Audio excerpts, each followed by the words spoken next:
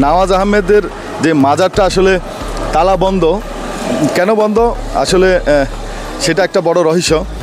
আচ্ছা, এখানকার স্থানীয় লোকদের এই অটো ভাই থেকে একটু জানার চেষ্টা করবো। আচ্ছা, নওয়াজ আহমেদের মাজারটা তুমি তো চিনো নাকি? হ্যাঁ, আমি অবশ্যই চিনি। এটা কি অনেক বড় মাপের আউলিয়া বা মাজার? বড় আউলিয়ার মাপের মাজার, কিন্তু এটার সম্পর্কে আমি খুব কম জানবো, কারণ আমি এই অনেক ছোটবেলায় দেখতেছি। আচ্ছা, দেখতেছো না, মানে এটা কেন তালা বন্ধ বা কি রকম, এটার ব্যাপারে কোনো বলতে পারবো না, আমি জানবো না, কারণ তখন থেকে। আচ্ছা, আমি আমার সঙ্গে যে ছিলেন, যে ভাই ছিলেন, আমি ভাইয়ের সাথে একটু আলাপ করবো। ভাই, আপনি তো দেখলেন মাজারটা যে তালা মারা, আসলে গ্লাস ভাঙ্গা, আসলে আপনার অনুভূতির কথা বলেন, আপনার কাছে কেমন লাগছে ব্যাপারটা? হ্যাঁ, এটা বড় মাপের আউলিয়া, উনি একজন আল্লাহর ওলি, এটা বিশ্বাস করি। এবং ওখানে আমরা সচক্ষে যেটা দেখলাম, ওনার অনেক ভক্ত আছে, ওনার অনেক গুণ জ্ঞান আছে ওনার। আমরা তো অনেক বাণী দেখলাম, ওনার বাণী দেখলে আসলে বোঝা যায় যে ওনার কথাগুলো পড়লে আসলে চোখের পানি ধরে রাখতে পারে না, মানে হৃদয়টা কেমন জানি কাঁদে, তাই না? হ্যাঁ, উনি একজন বড় মাপের আল্লাহর ওলি। এই ওলি আল্লাহর বাংলাদেশ, এই শহীদ গাজীর বাংলাদেশ, রহম করুন আল্লাহ। আসসালামু আলাইকুম দর্শক, ধর্মীয় এবং দর্শন চ্যানেল থেকে আপনাদেরকে নিয়ে আসছি আমি আজকে পর্যটন শহর কক্সবাজারে।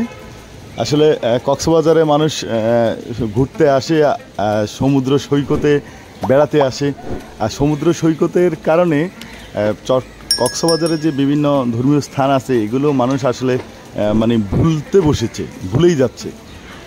আপনাদেরকে মনে করিয়ে দেওয়ার জন্য আমি আজকে কলাতলির মোড়ের সাথেই যে আহমেদ নওয়াজ রহমতুল্লাহর যে মাজার, সেই মাজারটা আপনাদেরকে আমি দেখাচ্ছি যে কত বড় মাপের একজন আউলিয়া ছিলেন, একজন বিখ্যাত আউলিয়া ছিলেন।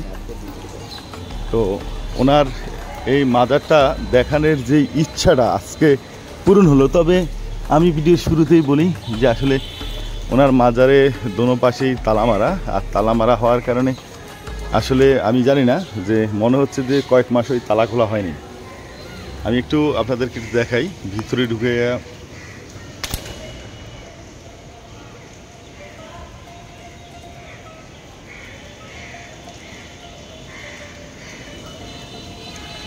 একজন আউলিয়ার মাজার, একজন বিখ্যাত আউলিয়া মাজার খুবই অবহেলিত অবস্থায় আছে, সেটা দেখে আসলে খুব কষ্ট হচ্ছে আমার।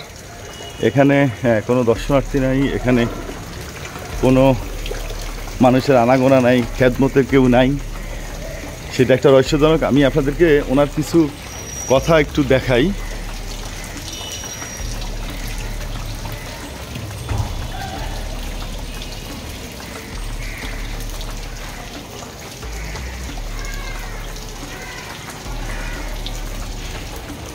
আপনারা একটু দেখতে থাকুন, আমি একটু ধীরস্থিরভাবে দেখাই। এখানে একটা নেম প্লেট আছে,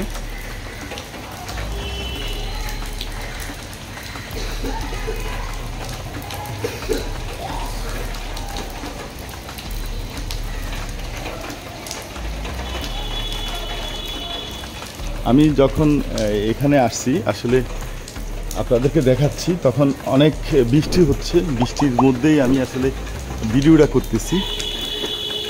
আমি শুধু আপনাদেরকে পরিচিত করাই দিচ্ছি যে কক্সবাজার কলাতলির মোড়ে যে এত বড় একজন আউলিয়ার মাজার, শত শত বছর আগের একজন বিখ্যাত একজন আউলিয়া, ওনার মাজার কতটা অবহেলিত অবস্থা আছে আসলে সেটাই দেখাচ্ছি। মানে কেন, কী কারণে, সে প্রসঙ্গে আমি যাব না, ফাঁকে ফাঁকে আপনাদেরকে ওনার কিছু কথা আমি দেখাচ্ছি। এগুলো খুবই মানে মনে রাখার মতন। এবং দেখেন, তো আমি ওই পাশটা দিয়ে আসছিলাম, আবার এই পাশটা দিয়ে যাচ্ছে, আমি আপনাদেরকে দেখাচ্ছি। আর মাজারের পাশ দিয়ে হাঁটতেছি। এটা খুব সুন্দরভাবে নকশা করা মাজার, এটা মাজারের চারিপাশে আবার গেট করা আছে, চারিপাশেই মানে এত সুন্দর করে করা, বিশ্বাস করেন। আমি একটু মাজারটা আপনাদেরকে আবার দেখাচ্ছি। এই যে মানে এত সুন্দর করে এটাকে মানে করা হয়েছে। এখানেও কিছু ইয়ে আছে, ওনার কথা আছে।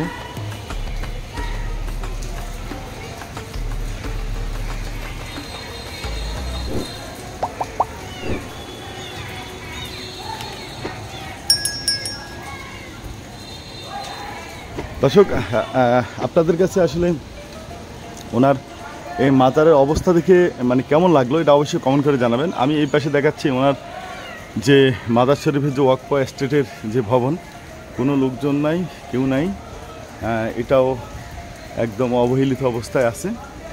আমি যেখান থেকে ভিডিওটা শুরু করছি আমি সেই জায়গায় এসে আবার দাঁড়াইছি। তো আপনাদের কাছে আসলে ব্যাপারটা আপনারা কে কীভাবে নিছেন যদি আমাকে জানান, আমার কাছে খুব ভালো লাগবে যে আপনাদের মন্তব্য আমি পড়তে পারলাম এবং আপনাদের মন্তব্য আবার অন্য লোক দেখে তারাও মন্তব্য করতে পারলো যে আহমেদ নওয়াজ রহমতুল্লাহ যে ওনার মাজারে যে বর্তমান ইয়ে, আমি যেখান থেকে শুরু করছি সেখান থেকে আমি আবার পিছনে যাই। এই যে আমি দূর থেকে আবার একটু দেখাচ্ছি আপনাদেরকে। বৃষ্টি পড়তেছে, আমি ভিজে যাচ্ছি, আপনারা হয়তো বৃষ্টিতে আমি যে ভিজতেছি এটা বোঝা যাচ্ছে। আমি এবার দূর থেকে মাজারটাকে দেখাচ্ছি, দূর থেকে দেখেন এই মাজারের পুরো দেয়ালে কিন্তু ওনার বিভিন্ন কথা বাণী দেওয়া আছে।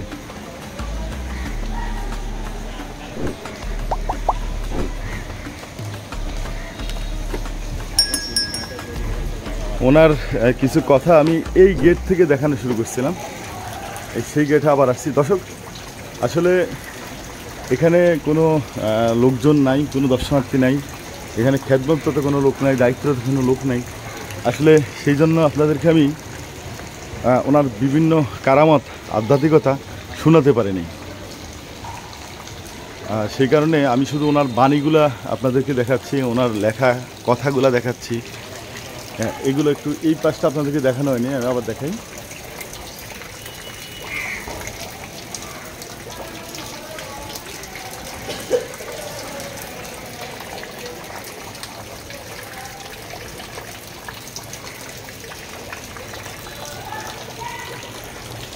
দর্শক, হৃদয় বিদারক আর মনের গভীরে একটা চাপা দুঃখ রেখে বিদায় নিচ্ছি যে এত বড় মাপের একজন এত বড় একটা আউলিয়ার মাজারের এই অবস্থা দেখে আমি আপনাদের কাছ থেকে বিদায় নিচ্ছি।